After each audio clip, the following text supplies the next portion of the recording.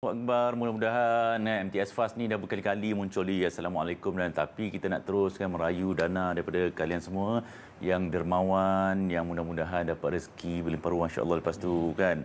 Jadi saya terus nak bersama dengan Ustaz Ilyas teruslah di studio. Assalamualaikum Ustaz. Waalaikumsalam warahmatullahi wabarakatuh. Terus muncul di sini Ustaz. Ya, biasa cermin-cermin dia kan. Macam mana? Ustaz, topik kita hari ini ialah rahsia di sebalik ibadah infak. So kita nak membongkar, dah macam program jenayah pula Ustaz. Kita nak bongkar apa rahsia di sebalik ibadah infak ni, sebab kita hampir setiap harilah kita nak memohon para dermawan di luar sana untuk berinfak kan. Dan untuk MTS Fast, apa yang penting sebenarnya Ustaz? Baik, terima kasih. Assalamualaikum warahmatullahi wabarakatuh. Salam Jumaat, salam nisfu Syaban dan salam kebahagiaan buat semualah para penonton yang didoakan kebaikan dunia dan akhirat semuanya. Dalam Al-Quran sekalipun Allah Subhanahu Wa Taala menyebutkan bahawa amalan di sebalik infak ini dia punya ganjaran, dia punya fadilat, kelebihannya adalah seumpama seperti kamathali habbatin ambatat sab'a sanabila fi kulli sumbulatin mi'atu habbah. Umpama seperti satu biji yang mana ia menumbuhkan 7 tangkai dan di setiap tangkai itu pula ada 100 biji. Artinya berkali ganda, berkali-kali dan kali-kali. Artinya satu amalan sedikit tetapi dia mencambahkan begitu banyak pahala yang kita sendiri pun takkan pernah tersangka. Cakap orang kampung saya, unsangkerable dia kata. Sama sekampung kita. Jadi para penonton semua bersempena dengan nisfu Syaban dan juga pada hari Jumaat yang penuh berkat ini, saya nak mengajak para penonton semua untuk kita nak berinfak sebagai satu tanda sokongan kita dalam usaha nak memperkasa, nak melahirkan generasi hufaz, generasi yang kelak menjadi khalifah, yang menjadi pewaris mata rantai ganti dakwah di masa akan datang, iaitulah ke MTS Fast, singkatan bagi Ma'had Tahfiz Sains Fatimah Az-Zahra, yang mana sekarang ini kita sangat nak mengajaklah para penonton semua. MTS Fast sekarang ni para pelajarnya kurang lebih ada 350 kurang lebih pelajarnya dan ada 35 guru, yang mana MTS Fast ini merupakan sebuah institusi pendidikan yang berkualiti yang didaftarkan bawah Kementerian Pendidikan Malaysia dan didaftarkan juga dengan Jabatan Agama Islam Selangor. Artinya dari sudut silibus, sistem pelajaran tidak diragui lagi, sangat menepati dan ianya sangat, kita panggil dengan izinlah ya, the advance. Apa sebab? Mereka juga menitik beratkan tentang soal teknologi, sains, matematik dan robotik pun ada. Wow. Saya cukup kagum apabila ada di kalangan pelajar-pelajar anak-anak MTS Fast kita yang juga terlibat atau melibatkan diri dalam program-program yang saya kira jarang pelajar-pelajar tahfiz yang terlibat, iaitu dipanggil program Malaysia Make Robotic Competition and Tinkering Challenge, peringkat kebangsaan. Soal menang ke kalah tu cerita lain. Artinya layak untuk menyertai pertandingan tersebut. Ini menunjukkan pihak sekolah sendiri telah pun menitik beratkan soal teknologi terkini, sama ada robotik, AI dan yang sama waktu dengannya lah. Jadi unsangkerable lah. jadi saya nak mengajak penonton semua, sekolah yang begitu berkualiti seperti ini dengan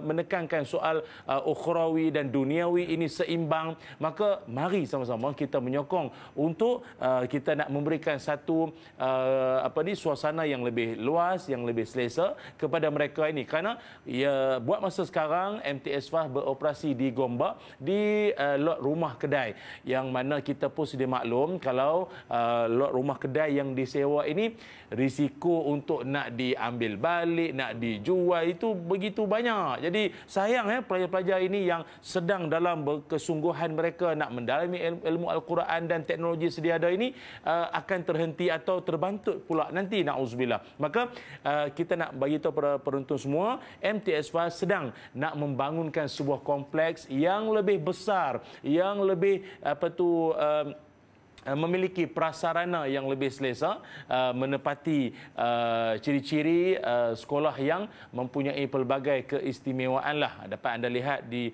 paparan skrin pada waktu ini adalah tempat ataupun tapak yang bakal dibina kelak nanti. Cumanya dia punya tanah di Selangor ni tak adalah yang murah. Tambahan pula di kawasan Gombak ni, kalau anda dapat lihat, nampak macam tu kan. Mungkin ada orang kata, ini macam tanah di kampung saya Ustaz, berapa aja? Jangan, ini cerita di Selangor, ini cerita di Gombak. Gombak dia punya jutaan ringgit, dia punya nilai tanah tersebut.